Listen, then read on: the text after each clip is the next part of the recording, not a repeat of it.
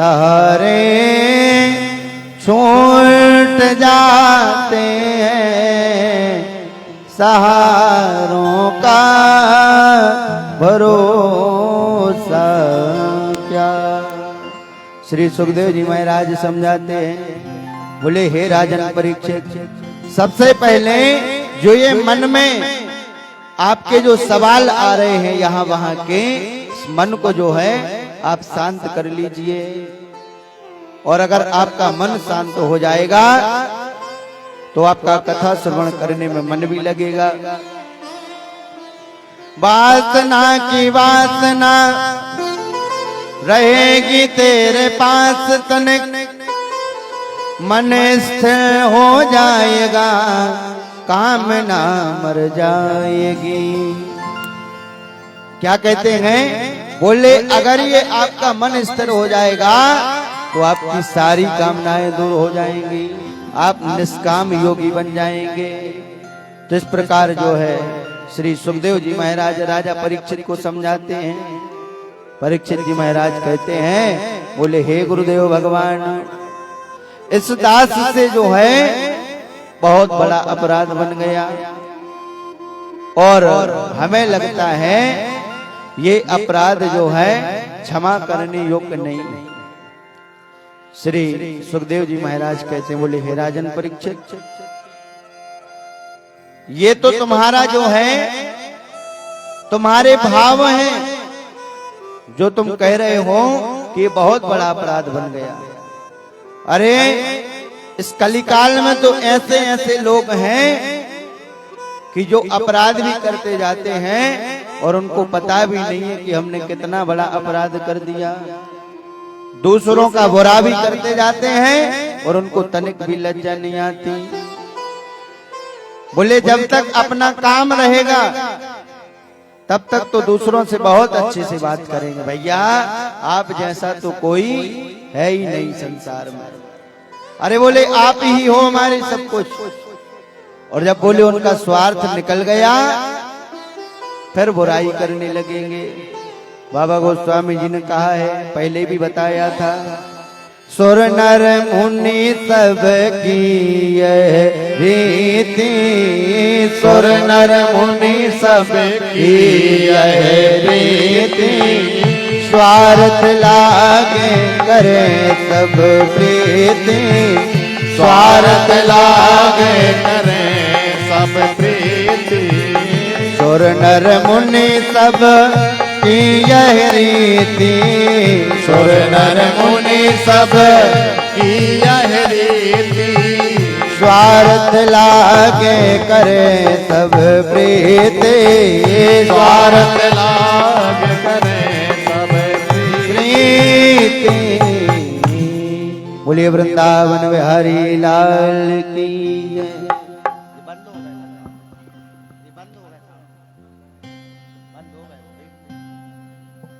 बोलिए वृंदावन बिहारी लाल की जय। तो यहाँ पर जो है श्री सुखदेव जी महाराज कहते हैं, बोले ये जो है कलिकाल में बहुत से लोग स्वार्थी हो गए हैं। बोले आपको तो अपने किराए पर पश्चाताप है, लेकिन ऐसे ऐसे लोग भी इस संसार में हैं जो दूसरों का बुरा करते हैं और उनको तनिक भी पश्चाताप नहीं होता, तनिक भी उनको लज्जा नहीं आती। इसलिए हे परीक्षित जी महाराज, बोले आप चिंता न करो, आप तो जो है केवल भगवान का भजन करो। और आप तो ऐसे परिवार से आते हैं कि जहां जिस परिवार में तो स्वयं भगवान कृष्ण जो है सारथी बने हुए थे उनके। बोले आप चिंता न करो, और आप में तो कोई स्वार्थ भी नहीं है, आप तो बहुत अच्छे परिवार से आते हैं। इसलिए आप सबसे पहले इस मन को शांत कर लीजिए। मन से बड़ा वह रूपी न कोई, पल पल रचता स्वांग निराले, माया ममता में उलझा रहे, जो पड़ जाए मन के पाले। बोले ये मन इतना बड़ा बहरूपिया है। बोले अभी अपन कथा में बैठे हैं तो कथा में मन लगा हुआ है, और जब घर जाएंगे तो घर के कामों में भी मन लग जाएगा। ये मन बड़ा चंचल है, कैसे तेरा भजन करूं, जितना इसे समझाऊं उतना ही मचल जाए। इसलिए आपकी मनोदशा कुछ ठीक नहीं लग रही। सबसे पहले आप इस मन को ठीक कीजिए, स्थिर रखिए, और आपका जब मन स्थिर हो जाएगा तब जो है आप शांति से सोचना और बैठकर भगवान का गुणानुवाद करना। मन के महका में मना, मन राह भुलाए ब्रह्म में डाले। तू इस मन का दास न बन, मन को अपना दास बना ले। कहते हैं बोले इस मन को दास बना लो। अब यहाँ श्री सुखदेव जी महाराज कथा प्रारंभ करते हैं, और क्या कहते हैं? सुखदेव जी महाराज कहते हैं, हे राजन परीक्षित, आप तो केवल भगवान का भजन करना। अब यहाँ श्री सुखदेव जी महाराज जो है सृष्टि वर्णन की कथा राजा परीक्षित को श्रवण कराते हैं। कहते हैं, सावधानतया सुनो, सावधान होकर के सुनना। हे राजन परीक्षित, हम तुम्हें सृष्टि क्रम विस्तार की कथा श्रवण कराते हैं। बोले सब का एक समय होता है, हर एक युग का समय होता है। जरा ध्यान पूर्वक कथा को श्रवण करना। कहते हैं बोले जब चारों ओर जल था तब भगवान विष्णु शेष नाग की सैया पर योग निद्रा में लीन थे। तभी उनकी नाभि से एक दिव्य कमल प्रकट हुआ। क्या हुआ? एक कमल पुष्प निकला, और उस कमल से भगवान ब्रह्मा का जन्म हुआ। उस पर बैठे ही जो है ब्रह्मा जी मिले। अब ब्रह्मा जी तो तप करने लगे, बड़े तपस्वी थे, तप करने लगे।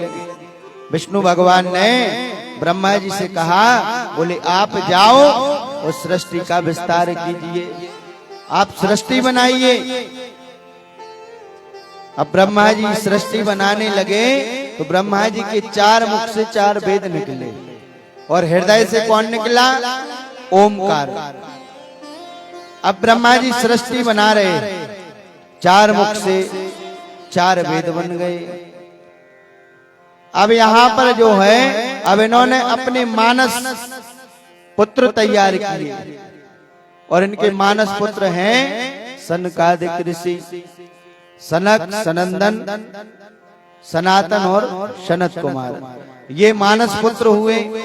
तो ये मानस पुत्र छोटे छोटे से इन्होंने बहुत तप किया, ये व्रत रहने लगे। कहते हैं बोले हम तो केवल भगवान परब्रह्म परमात्मा का भजन करेंगे, व्रत रहेंगे। बोले हम सृष्टि नहीं बनाएंगे। ब्रह्मा जी को बड़ा क्रोध आया। बोले बताओ, ये तो हमारी बात नहीं मान रहे। तो ब्रह्मा जी की भौहों से एक रुद्र नाम के पुरुष निकले। वो हैं श्री भगवान श्री भूत भावन भोलेनाथ जी भगवान। ये शिव महापुराण में कथा आती। तो इस प्रकार जब भौहों से भगवान निकले तो यहाँ पर जो है ब्रह्मा जी ने भगवान से कहा, भोलेनाथ जी से, बोले एक काम करो, आप ही सृष्टि बना दो। अब भोलेनाथ जी कहने लगे, बोले बस इतनी सी बात? बोले हम ठीक है, हम सृष्टि बना रहे हैं। अब ब्रह्मा जी चले गए तप करने, और यहाँ भोलेनाथ जी अब सृष्टि बनाने लगे। तो भोलेनाथ जी की सृष्टि कैसी बनी? इन्हें तो सबसे पहले बड़े बड़े भूत बनाए, भूतनियां बनाई, डाकनी बनाई, अब जब ये भूत प्रेत पिशाच चांडाल इत्यादि बन गए, बोले अब जीव जंतु भी बनाने चाहिए।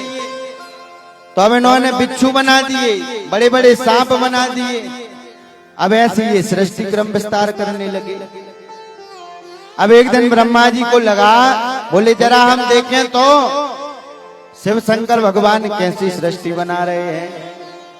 अब भोलेनाथ जी आए, भोलेनाथ जी के पास आए ब्रह्मा जी, और देखा बड़े बड़े जो है भूत पिशाच प्रेत नागनी साकनी यक्षिणी क्या देख रहे हैं कि बताओ, ये तो इन्होंने विनाशकारी सृष्टि बना दी, ये तो इन्होंने कुछ बनाया ही नहीं, ये तो विनाशकारी सृष्टि बना दी। अब यहाँ ब्रह्मा जी ने उनसे प्रार्थना की, बोले प्रभु बहुत बन गई सृष्टि, बस इतनी रहने दो, अब आप तो जो है जब तब करिए। भोलेनाथ जी समाधिस्थ हो गए। अब इसके बाद ब्रह्मा जी ने अपने शरीर से एक तरफ से मनु और एक तरफ से शत्रुपा जी को बनाया और उनको आदेश दिया, जाओ जाकर के तुम जो है सृष्टि का विस्तार करो। तो ये मनु शत्रुपा जो है सृष्टि बनाने लगे। अब यहाँ पर भोलेनाथ जी ने फिर कहा ब्रह्मा जी से, बोले हमें क्यों रोक दिया, इतनी अच्छी सृष्टि तो बना रहे थे हम। ब्रह्मा जी कहने लगे, बोले बताओ आप कैसी सृष्टि बना रहे हो, बताओ ये अगर बिच्छू ही बिच्छू इस सृष्टि पर रहेंगे तो बोले क्या होगा इस संसार का। बोले ये तो विनाशकारी आप सृष्टि बना रहे हो। अच्छा भोलेनाथ जी जल्दी प्रसन्न हो जाते। अब इन्हें अगर भूत प्रेत बना दिए तो भूत प्रेत किसी और भगवान की आराधना नहीं करते थे।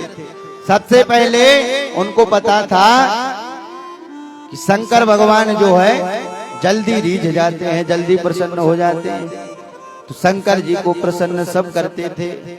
एक भस्मासुर की कथा आती है, भस्मासुर ने जो है भोलेनाथ जी का बहुत तप किया, इतना तप किया, इतना तप किया, भोलेनाथ जी प्रकट हो गए। अब भोलेनाथ जी प्रकट हुए और कहा मांगो वरम ब्रूयात, मांगो क्या चाहिए। भस्मासुर ने कहा, बोले प्रभु ऐसा वरदान दो जिस पर ये हम हाथ रखें वो भस्म हो जाए। भोलेनाथ जी ने कहा, बोले तथास्तु। भगवान ने आशीर्वाद दे दिया, जाओ ऐसे ही होगा। अब भस्मासुर कहता है, प्रभु रुको तो, अब थोड़ा हम ये परीक्षा तो कर लें कि भस्म होते हैं कि नहीं होते। अब बताओ, जब भस्मासुर को वरदान दे दिया कि जाओ तुम जिसके ऊपर भी हाथ रखोगे वो जाकर के भस्म हो जाएगा, तब ये भस्मासुर भगवान ही के पीछे पड़ गया कि सबसे पहले अब हम आप ही के ऊपर जो है अपने दोनों हाथ रखेंगे। ऐसे जो है भोलेनाथ जी बहुत बड़े दानी हैं। तो ब्रह्मा जी ने कहा, बोले अब तो आप तप करिए। सुखदेव जी महाराज कहते हैं, बोले हे राजन परीक्षित, ऐसे जो है सृष्टि क्रम विस्तार की कथा मैं तुमको श्रवण करा रहा हूं। सृष्टि बन गई और अब भगवान अवतार लेते। भगवान के कितने अवतार हैं? कहते हैं भगवान के 23 अवतार हैं और 24वां अवतार इस कलयुग में होना है। अब बढ़िया सृष्टि बन गई, सब हो गया। अब भगवानों के अवतारी की कथा श्री सुखदेव जी महाराज प्रारंभ करते हैं। कहते हैं, बोले भगवान ने 23 अवतार लिए। भगवान ने बराह अवतार लिया, शूकर का अवतार लिया। अब भगवान शूकर का अवतार क्यों लेते हैं? राजन परीक्षित पूछते हैं, पप्रच्छ चेम में वार्थम यंसाम प्रक्षे शतमाह कृष्णानुभाव श्रवणे श्रद्धानो महामनाः। बोले हे प्रभु, हे गुरुदेव भगवान, बोले भगवान ने बराह अवतार क्यों लिया, क्या जरूरत पड़ गई भगवान को अवतार लेने की? तो बाबा गोस्वामी जी कहते हैं कि जब जब होए धर्म की हानि जब जब होए, धर्म की हानि जब जब होए, धर्म की हानि मारे असुर अधम अभिमानी, मारे असुर अधम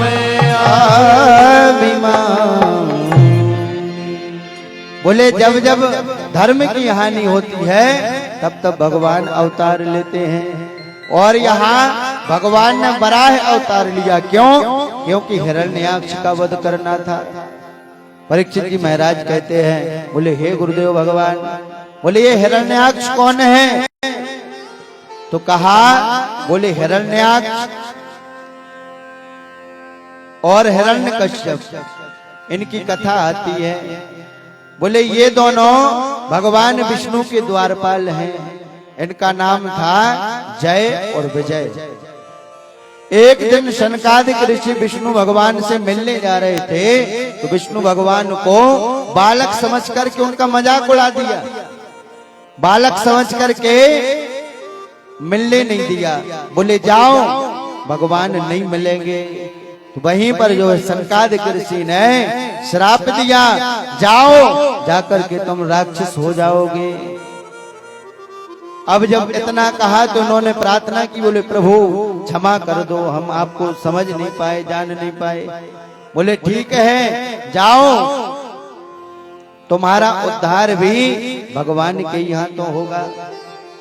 तो यही जय जो है हिरण्याक्ष बनता है। और हिरण्याक्ष पूरी पृथ्वी को समुद्र के नीचे ले जाता है। और जब समुद्र के नीचे ले गया, भगवान को बराह अवतार लेना पड़ता है। और बराह अवतार लेने के बाद जो है भगवान जो है सूकर का अवतार लेते हैं और अपनी दाढ़ी पर, उन दांतों पर जो है पृथ्वी को रखते हैं और ऊपर ले आते हैं। बोले भक्तवत्सल भगवान की जय। श्री परीक्षित जी महाराज प्रश्न करते हैं, बोले हे गुरुदेव भगवान, क्या कभी भगवान ने किसी भक्त पर जल्दी कृपा की है? हमने तो सुना है कि जब हजारों साल तक ऋषि तपस्या करते थे, तब करते थे, तब जाकर भगवान उनको प्राप्त होते थे। श्री परीक्षित जी महाराज के पूछने पर, श्री परीक्षित जी महाराज के पूछने पर जो है, हाँ, जे जो सभी जन बैठे हैं पुरुष वर्ग, वो जाकर के नीचे विराजमान हो जाएं। और यहाँ पर जो है माताएं बहनें बैठेंगी। आप लोगों का स्थान नीचे बनाया गया है। बोले वृंदावन बिहारी लाल की जय। अब यहाँ पर प्रश्न करते हैं कौन? श्री परीक्षित जी महाराज। बोले हे प्रभु, क्या भगवान ने कभी किसी भक्त पर जल्दी कृपा की है? यहाँ सुखदेव जी महाराज कहते हैं, बोले हाँ, भगवान जो है, जो भगवान को सच्चे भाव से बुलाता है, भगवान उस पर जल्दी कृपा करते हैं। भाव का मूका हूं मैं, भाव ही बस सार है, भाव से मुझको भजे जो, भव से बेड़ा पार है। बोले अगर भक्त का भाव सच्चा हो, भगवान उस पर जरूर कृपा करते हैं, बस भाव अच्छा होना चाहिए। बोले एक कथा आती है, बरसाने में एक सेठ रहा करते थे। ये बहुत सच्ची घटना है और अभी अभी की घटना है। बोले बरसाने में एक सेठ रहा करते थे। सेठ के यहाँ सब कुछ था, धन जायदाद पैसा दौलत सब, बड़ा अच्छा परिवार भी था, सब कुछ था। सेठ बड़ा प्रसन्न रहा करता था अपने परिवार वालों के साथ। अब एक दिन की बात है, एक दिन सेठ अपनी दुकान में बैठा था और एक बात का चिंतन कर रहा था। बोले, प्रभु आपने इतना अच्छा परिवार दिया, इतने अच्छे बेटे दिए, इतनी अच्छी बहुएं दी, बहुत अच्छी आपकी कृपा।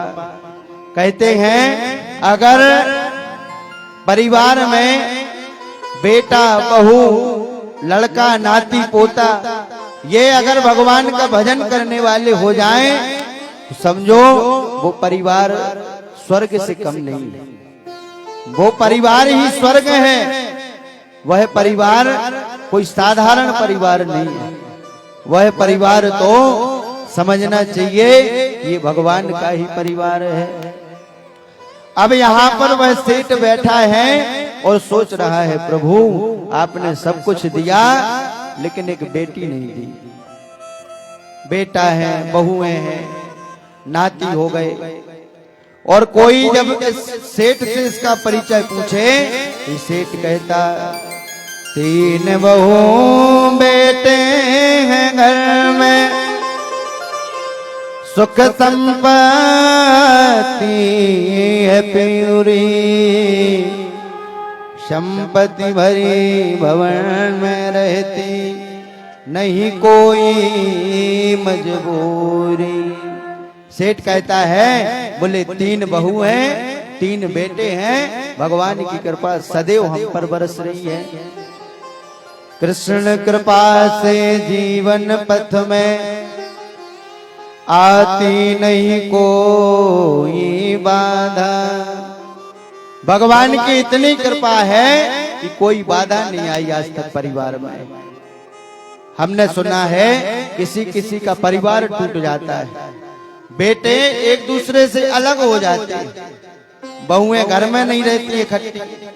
लेकिन प्रभु आपकी इतनी कृपा है, इतनी कृपा है कि आज तक मेरी किसी बहू ने अपनी बड़ी जेठानी से ऊंची आवाज में बात नहीं की। बहुत कृपा है प्रभु। एक कृपा और हो जाती, एक हमने सुना है कि अगर कन्यादान इन हाथों से हो जाए तो कन्यादान से बड़ा कोई दान नहीं होता। अब ये सेठ सोच रहा था तो इतने में संत भगवान आ गए। संत जी ने कहा, बोले सेठ क्या बात है, आज उदास क्यों बैठे हो? तो सेठ कहता है, कोई बात नहीं है। बोले बस जो है आज ऐसे ही मन उदास है। तो संत भगवान कहते हैं, सुनहु सेठ तुमको मिला बरसाने को बार। अरे सेठ तुम साधारण सेठ नहीं हो। बोले तुम्हें तो बरसाने का वास मिला है, और कहते हैं जिनको ब्रज का वास मिल जाए वो बहुत ही दुर्लभ हो जाता है। भगवान के ब्रज का वास अगर किसी को मिल जाए तो ये कोई साधारण बात नहीं है। भगवान की कृपा के बिना कोई भगवान के धाम को भी नहीं जा पाता, ये कृपा की बात है।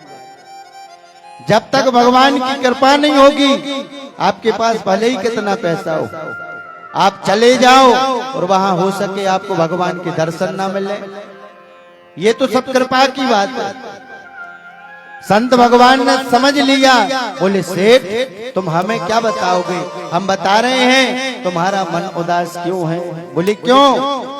बोले तुम्हें एक बेटी की कमी, तुम्हारे यहाँ बेटी नहीं है, उसका तुम्हें बहुत अफसोस है। लेकिन सेठ मैं तो तुमसे एक बात कहूंगा।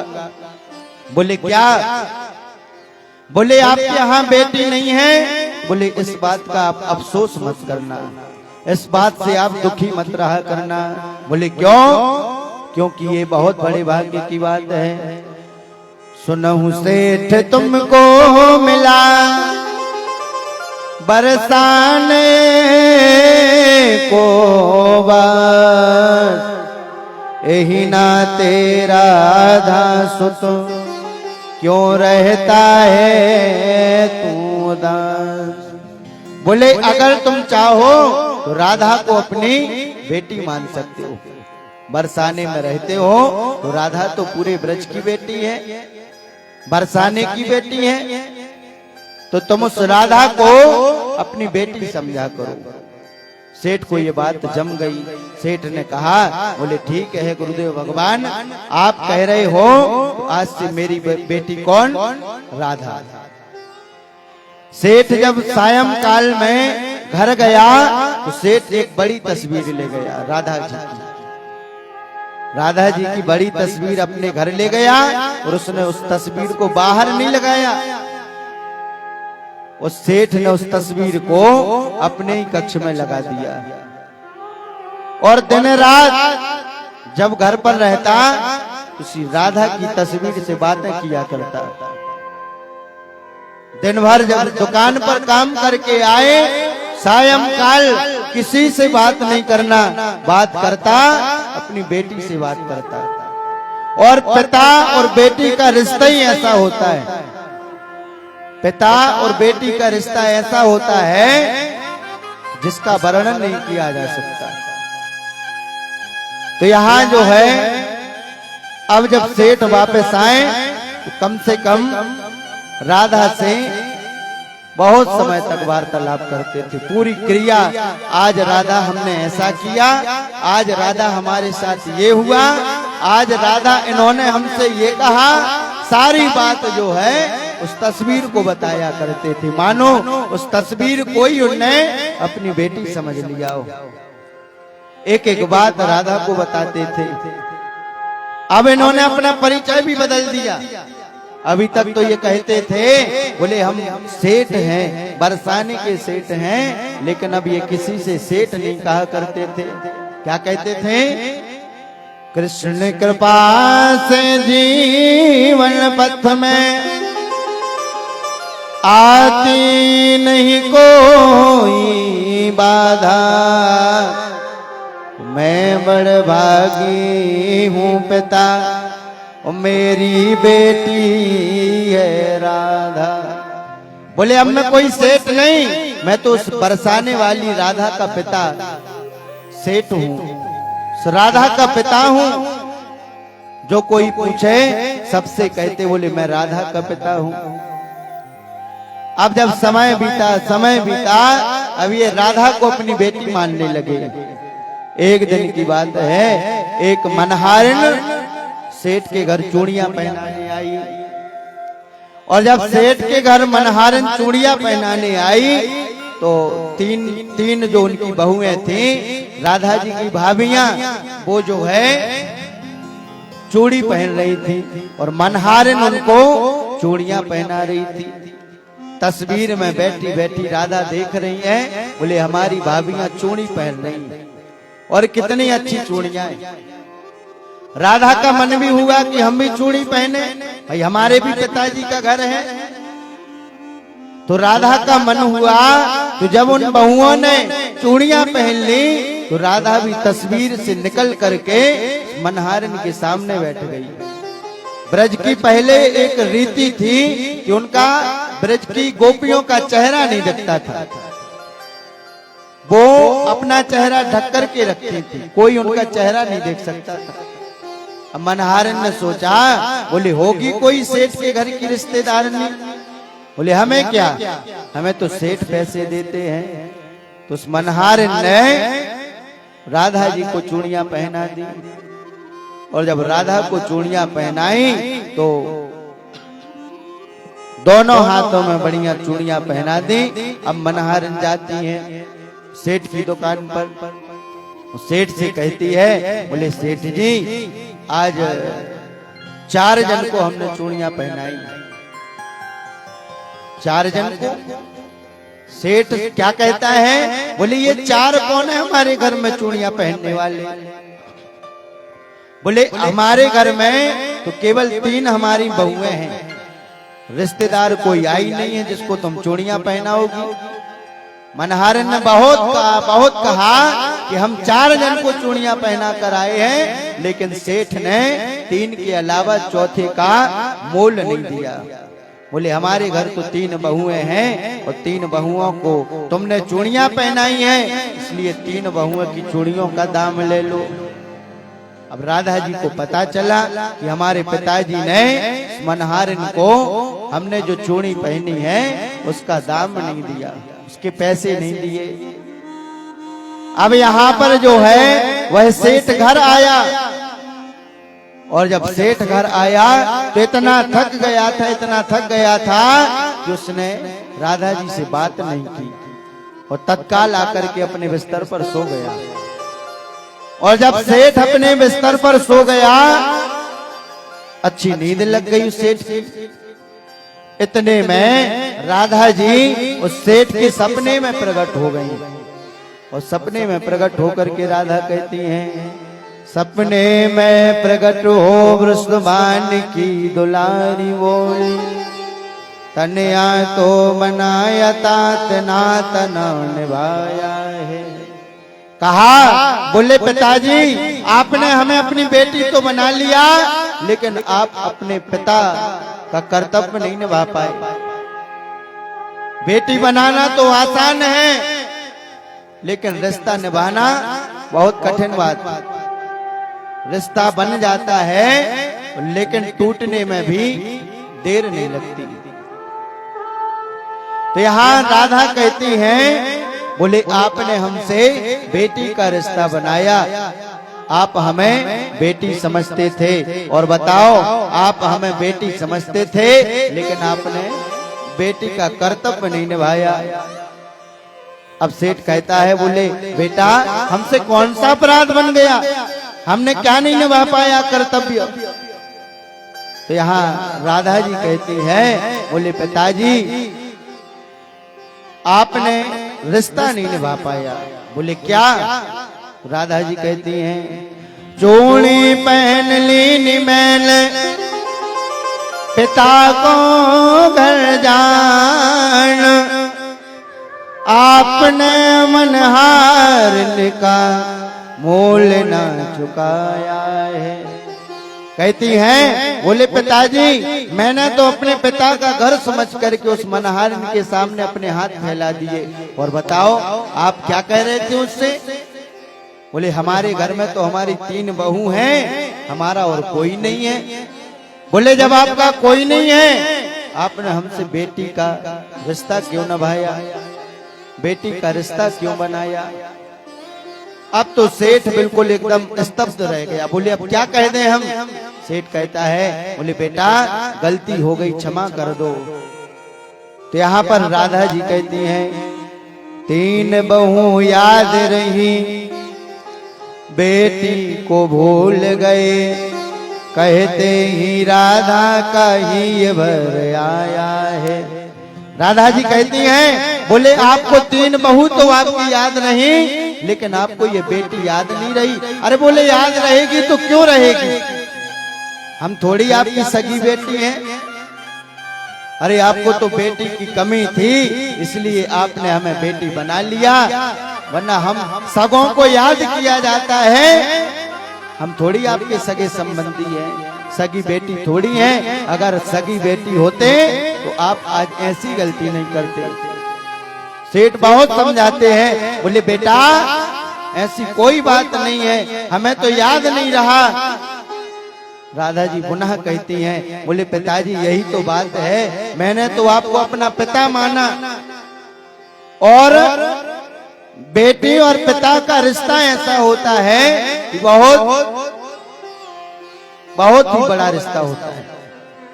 कहते हैं, बोले बेटी जब दूसरे घर चली जाती है तो उसका जब तक पिता जिंदा रहता है तब तक बेटी को वो घर अपना लगता है कि आज हमारे पिता घर में है तो हम किसी भी समय हमारे मायके जा सकते हैं।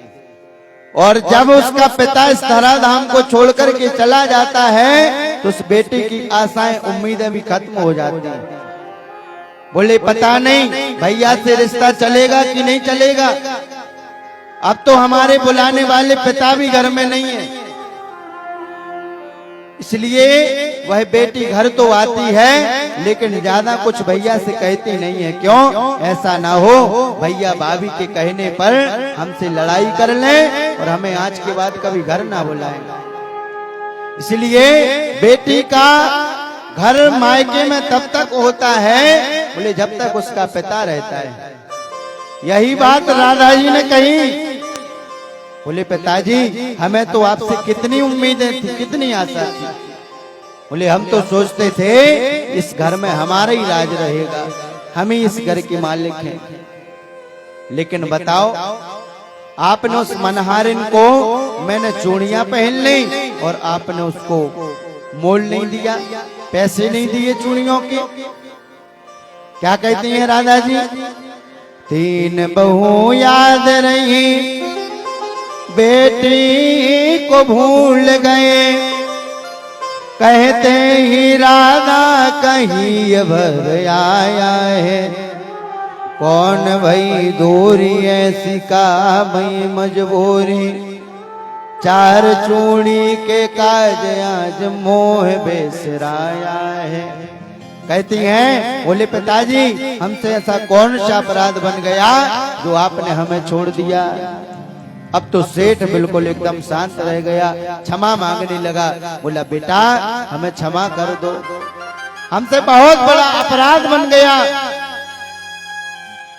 इस अपराध की जितनी सजा तुम्हें देनी हो वो सजा हमें दे दो, हमें मंजूर है। लेकिन बेटा तुम क्रोध मत करो, तुम तो हमारी बेटी हो, हम तो तुम्हें बेटी मान चुके। और जब राधा जी के मुखारविंद से उसने ऐसा सुना, सेठ तत्काल उठता है उसी रात्रि में और अपनी बहू सारे जो है दौड़ रहे हैं और उस मनहारिन का घर देख रहे हैं। दौड़ते दौड़ते जब उन मनहारिन का घर मिलता है तो आधी रात्रि में उस मनहारिन के दरवाजे को खटखटा रहे और दरवाजे को खटखटाया, मनहारिन बाहर आई। मनहारिन के चरणों में सेठ गिर गया, अपनी नाक रगड़ रहा है सेठ। क्या कहता है? बोले मनहारिन हमें माफ कर दो, हमें माफ कर दो। एक बार तुम इन चूड़ियों का दाम ले लो जो तुमने 4 जन को चूड़ियां पहनाई थी, 4थे जन का दाम ले लो। मनहारिन कहती बोले सेठ बात क्या है, बात तो बताओ। बोले ऐसे क्यों आप हमारी रात्रि में आ गए, क्या बात है बताओ। अब तो सेठ के आंसू नहीं रुक रहे, 3 बहुओं के आंसू नहीं रुक रहे। सेठ कह रहा है बोले मनहारिन बात करने का समय नहीं है, तुम तो ये कह दो कि ये तुम्हारी चूड़ियों का हमने दाम ले लिया, जाओ दाम ले लूंगी। सेठ ने बार बार कहा, मनहारिन पूछती रही सेठ बात क्या है, पहले बात बताओ।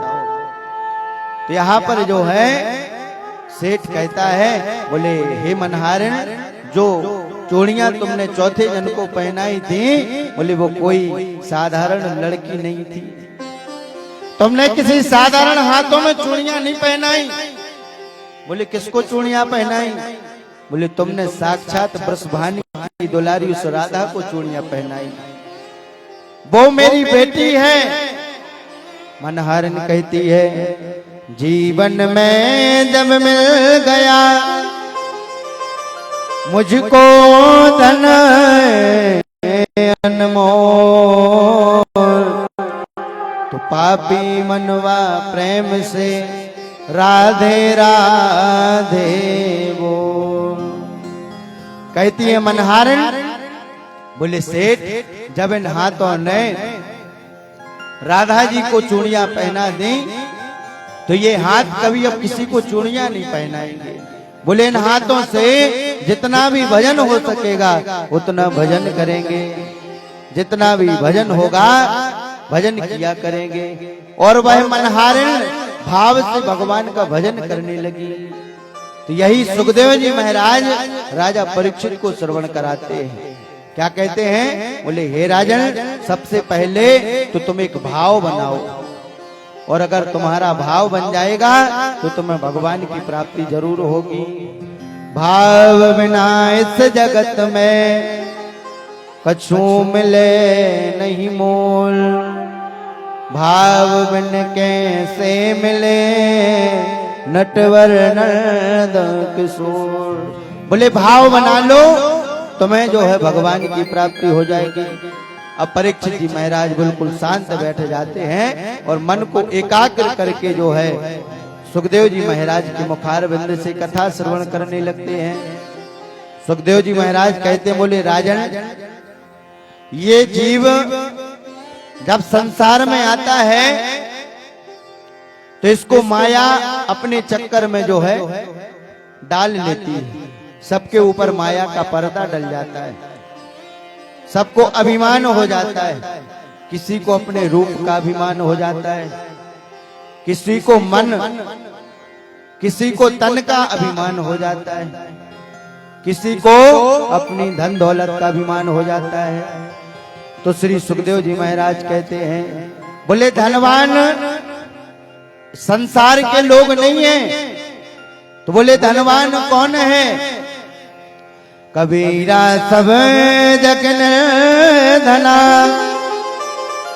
धनवंता नहीं कोई। धनवंता सोई जानिए जको राम नाम धन होए।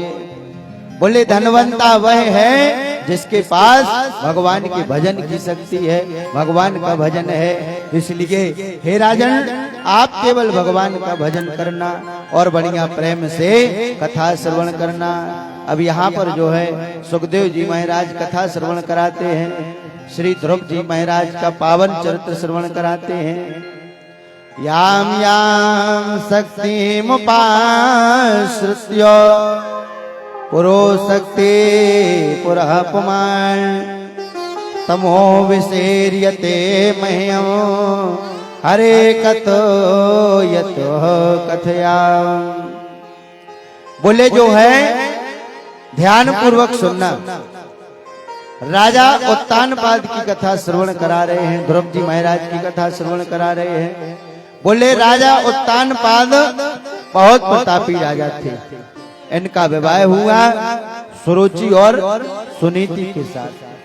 सुरुचि के उत्तम और सुनीति के श्री ध्रुव जी महाराज। अब इनकी कथा आती है कि राजा उत्तानपाद की जो पत्नी थी, पहली पत्नी, उनके यहाँ कोई संतान नहीं हो रही थी।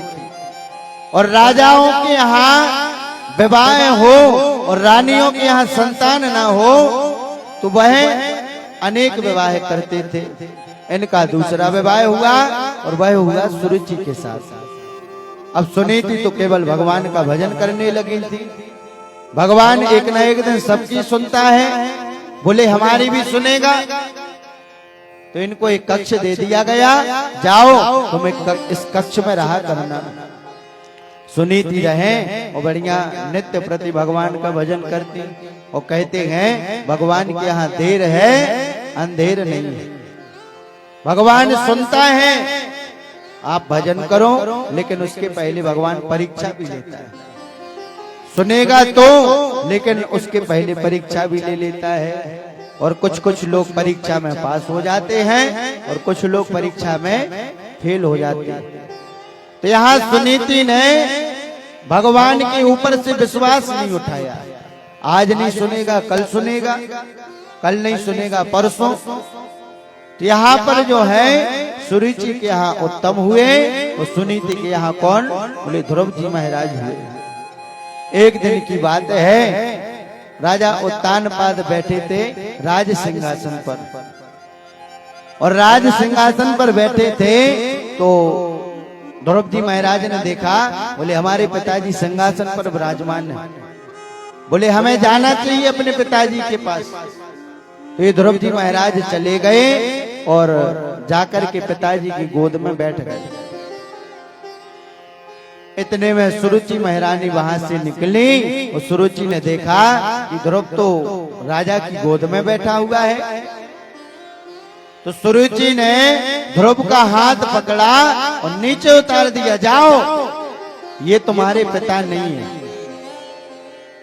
अब बताओ इतना छोटा सा बालक क्या जाने। द्रौपदी महाराज ने कहा बोले हमारे पिताजी हैं। बोले नहीं। बोले ये तुम्हारे पिताजी नहीं हैं, और सबसे पहली बात बोले तुम इस राज गद्दी पे बैठने के अधिकारी नहीं हो, इस राज गद्दी पर नहीं बैठ सकते। द्रौपदी महाराज ने कोई प्रश्न नहीं किया और रोते रोते आ गए कहाँ? अपनी मां सुनीति के यहाँ। और एक बात और कही सुनीति महारानी ने, बोले कहा अगर तुम्हें इस राज गद्दी पर बैठना है तो हमारी गोद से तुम्हें जन्म लेना पड़ेगा, हमारे पेट से तुम्हें जन्म लेना पड़ेगा, तब जाकर तुम इस राज गद्दी पर बैठने के अधिकारी होगे। तो यहाँ द्रौपदी महाराज रोते रोते जा रहे हैं अपनी माँ के यहाँ, और माँ के यहाँ गए और अपनी माता से कहा मैया एक बात तो बताओ, क्या हमारे पिता राजा उत्तानपाद नहीं है? क्या उनकी गोद में बैठने का अधिकार नहीं है हमें? क्या उस राज गद्दी पर बैठने का अधिकार नहीं है? सुनीति समझ गई, बोले हमारे बेटे को किसी ने अपमान कर दिया। सुनीति ने समझा दिया, बोले बेटा, बोले तुम्हें संसार की पिता की गोद में क्या बैठना है? अरे बोले तुम तो इतना भजन करो, इतना भजन करो कि उस परम पिता की गोद में बैठ जाओ। बोले संसार के पिता की गोद में बैठने से कुछ नहीं मिलेगा। अगर तुम्हें परम पिता चाहिए है तो उस परब्रह्म परमात्मा को अपना पिता बना लो और जाकर इतना भजन करो, इतना भजन करो कि तुम्हें परम पिता की प्राप्ति हो जाए। अरे ये तो उस समय की बात है। अगर आज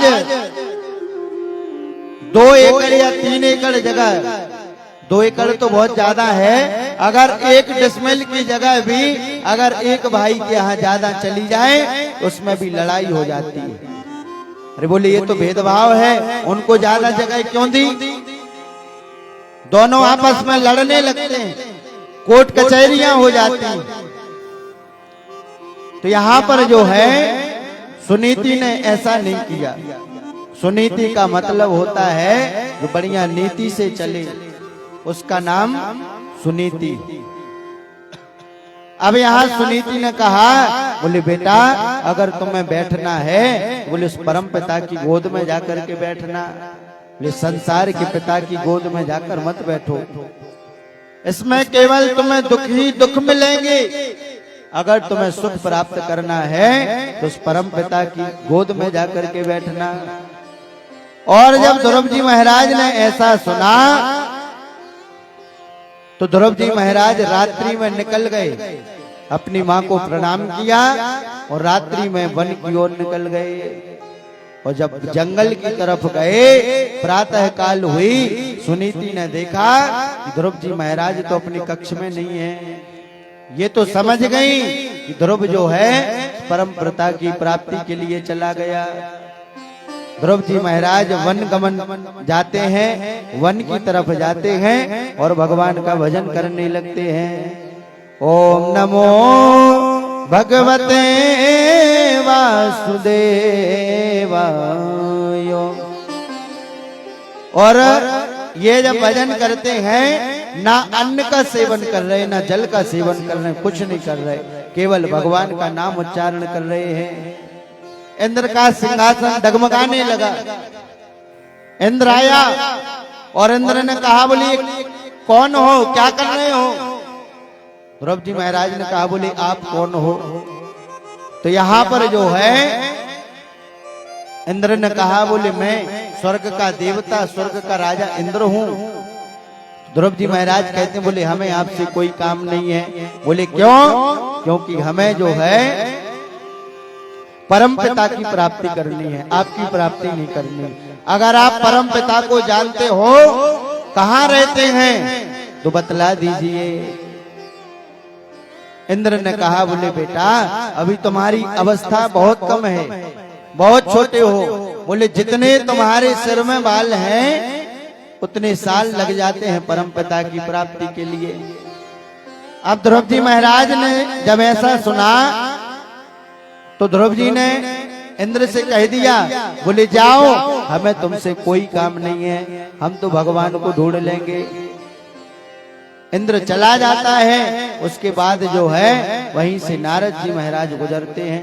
नारद जी भी देखते हैं, बताओ इतना छोटा सा बालक और भगवान का भजन कर रहा है। सुखदेव जी महाराज कहते हैं, बोले राजन परीक्षित, ध्रुव जी महाराज भजन कर रहे हैं और भगवान को प्राप्त करने की कोई उम्र नहीं होती। भगवान के प्राप्ति की कोई उम्र नहीं होती। बस अगर आपका भाव सच्चा है, अगर आप माया मोह से परे हैं, तो आपको जो है भगवान की प्राप्ति जरूर होगी।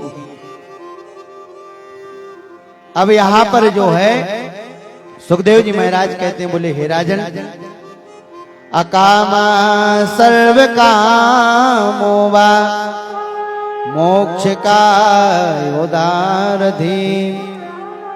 बस जो है जीव को चार चीजें छोड़नी पड़ेंगी, काम, क्रोध, लोभ और मोह।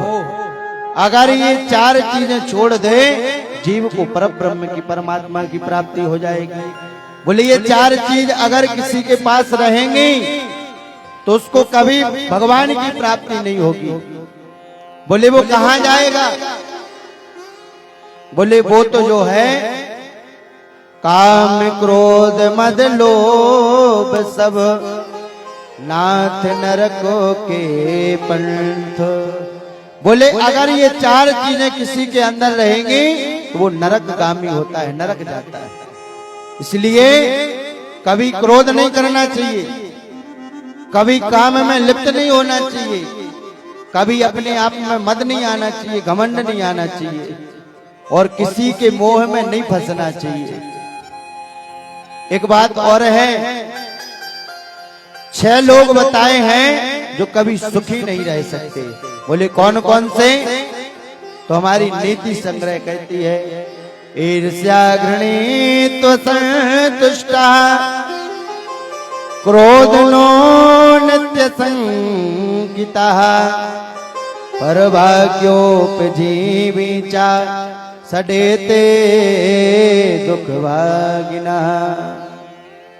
बोले ये 6 लोग जो है हमेशा दुखी रहते हैं। बोले कौन कौन से? बोले एक तो ईर्ष्या करने वाला, दूसरा घृणा करने वाला, तीसरा जो सदैव असंतुष्ट रहता हो, कभी संतुष्ट ना रहता हो, और चौथा जिसको क्रोध आता हो, और पांचवा जो सदैव शंका करता हो दूसरों पर, और छठवा जो दूसरे के भाग्य पर जीवित रहता हो। ऐसे 6 लोग जो है कभी सुखी नहीं रहते। ये 6 लोग हमेशा दुखी रहते हैं। इसलिए हे राजन परीक्षित, भगवान की प्राप्ति का कोई समय नहीं, भगवान की प्राप्ति की कोई उम्र नहीं है। बस मन से भगवान का भजन करना चाहिए।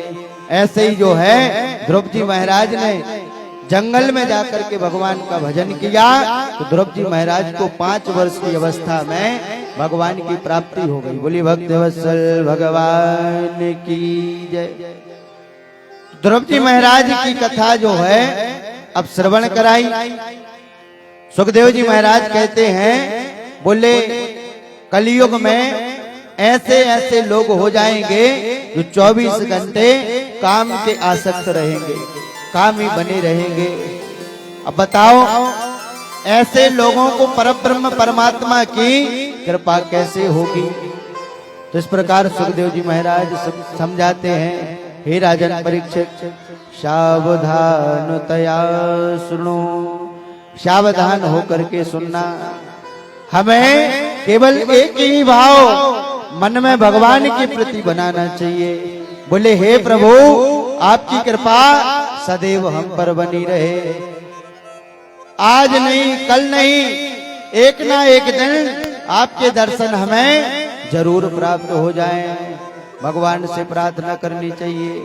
अरे मोरी टपरिया में, टोटी जो पड़िया में, कब आहो राम रसवारी के भौरा रे। मोरी टपरिया में टूटी टपरिया में कब आओ राम रसोहारी के मोरा रे। ए मोरी टपरिया में टूटी टपरिया में कब आओ राम रसवारी के मोरा रे। मोरी टपरिया में टूटी टपरिया में कब आओ राम रसोहारी के मोरा रे।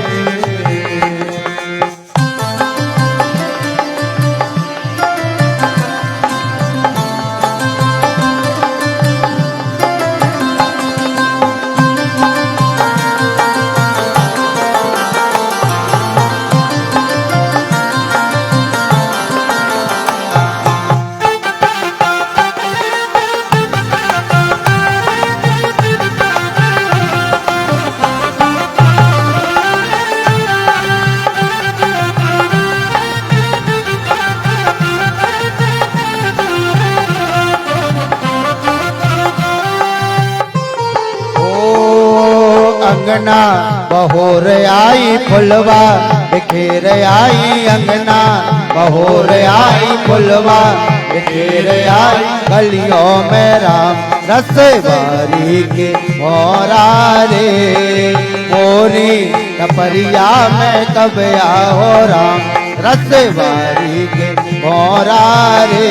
ओ मोरी टपरिया में कब आओ राम रसोहारी के मोरा रे। मोरी टपरिया में टूटी टपरिया में कब आओ राम रसोहारी के मोरा रे।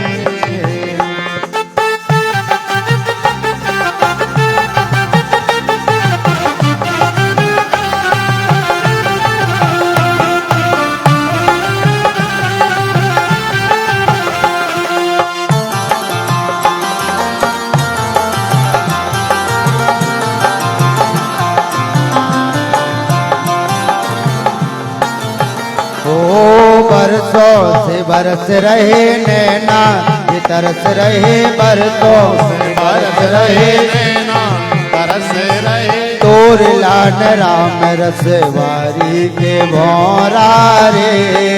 बरसों से बरस रहे नैना ये तरस रहे तोर लान राम रसवारी के मोरा रे।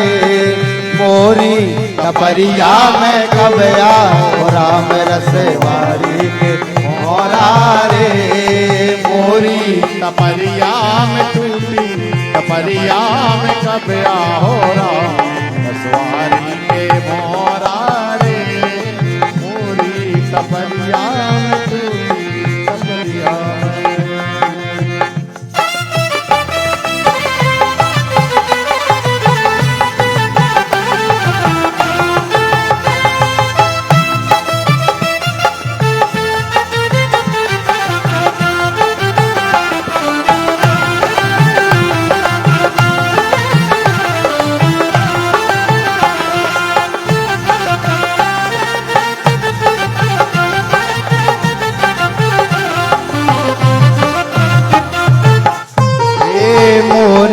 टपरिया में टूटे टपरिया में कब आओ राम रसवारी के मोरा रे।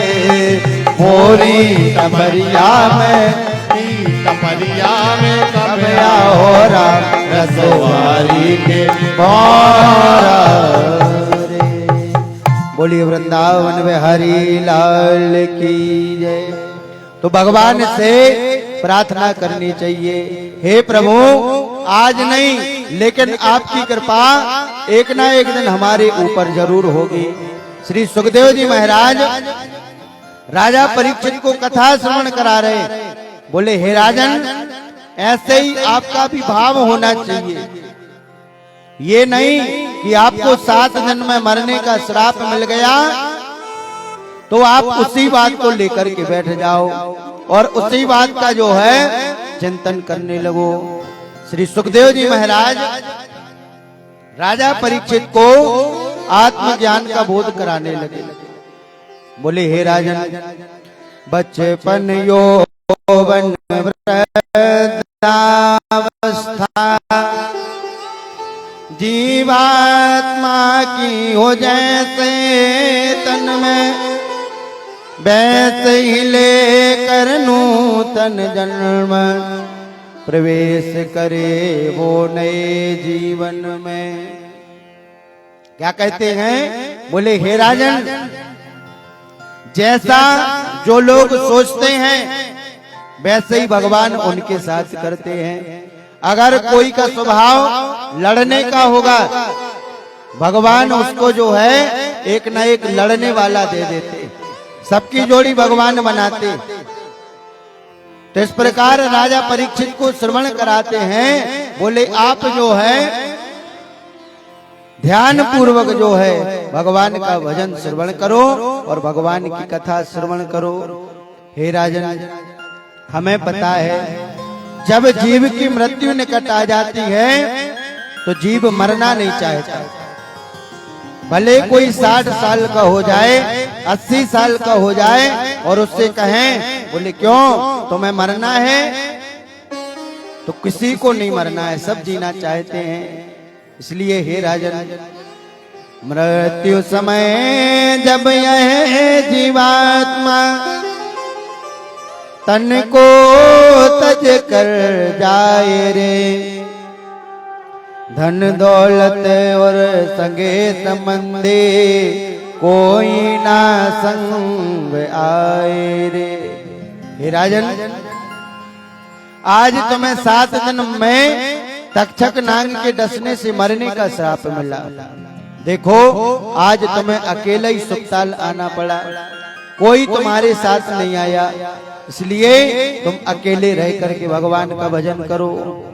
श्री परीक्षित जी महाराज कहते हैं, बोले हे राजन, हे गुरुदेव भगवान, मेरा मन बदल गया, मैंने एक संत का अपमान कर दिया। हाथ जोड़ करके विनम्र प्रार्थना है, आप कोई हमें ऐसा उपाख्यान सुनाइए जिसका कभी मन बदल गया हो। यहाँ श्री सुखदेव जी महाराज राजा परीक्षित को अजामिल की कथा श्रवण कराते। बोले अजामिल एक ब्राह्मण था और भगवान का भजन करने वाला था, तीनों काल की संध्या करने वाला अजामिल। और जो 3 काल की संध्या करता है बोले उसको तो वाक सिद्धि हो जाती।